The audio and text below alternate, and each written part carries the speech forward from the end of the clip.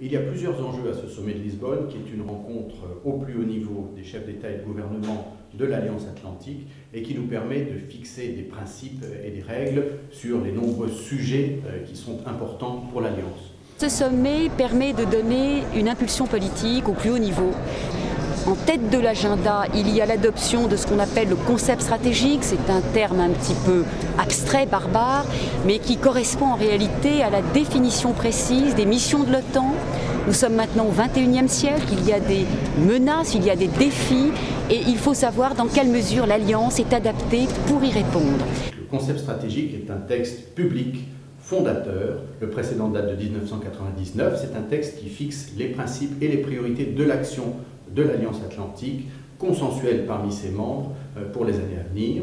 Donc aujourd'hui, le premier sujet important, c'était l'adoption du concept stratégique et nous venons de l'adopter, c'était l'objet de la première réunion. Ce qui est très encourageant, c'est de voir autour de la table l'unanimité qui s'est dégagée. Les 28 de part et d'autre de l'Atlantique veulent vraiment agir ensemble, répondre ensemble aux défis du XXIe siècle. Un autre sujet très important, c'est l'Afghanistan. Nous sommes en train de réfléchir ensemble à la manière dont on pourra transférer la sécurité et la responsabilité de la sécurité aux Afghans. C'est tout le problème de la définition de la période de transition.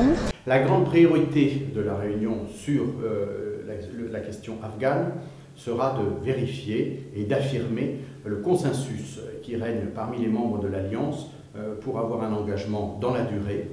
Troisième grand sujet, la relation avec la Russie. Nous aurons une réunion au sommet entre les 28 pays membres de l'OTAN, les 28 chefs d'État et le président Medvedev pour la Russie.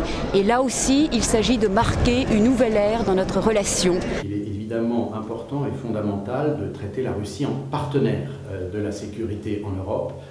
Comme l'a souvent dit le président de la République, on ne peut pas traiter du sujet global de la situation stratégique en Europe sans prendre en compte la position de la Russie. Le sommet sera également pour nous l'occasion de consacrer les relations entre l'Union européenne et l'OTAN, une Union européenne que l'OTAN va reconnaître comme pleinement partenaire dans son action. Et puis un dernier sujet qu'il est important de mentionner, c'est la réforme de l'OTAN. Au siècle où nous sommes, dans le contexte financier qui est le nôtre, face aux nouveaux défis, il faut rationaliser le fonctionnement de cette organisation.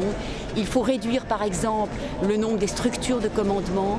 Il faut parvenir à faire des économies et en même temps arriver à répondre aux défis, à avoir les capacités nécessaires pour le faire et pour intervenir sur le terrain quand l'action de l'Alliance est demandée. Il y a des sujets sur lesquels nous sommes plus volontaires, la prise en compte par exemple du partenariat avec l'Union européenne et nos vues sur la posture en particulier nucléaire de l'Alliance, qui est un élément très important et de l'Alliance et de notre identité au sein de cette Alliance. Lorsque nous acceptons, comme l'a fait le président de la République il y a 2 ans déjà, la perspective de se doter d'une défense antimissile, nous tenons à préciser le plus possible le fait que cette défense antimissile est un complément à la dissuasion nucléaire, mais ne doit en aucun cas être considérée comme une alternative à cette dissuasion nucléaire. Ce sont donc des sujets très importants qui sont traités au plus haut niveau à Lisbonne.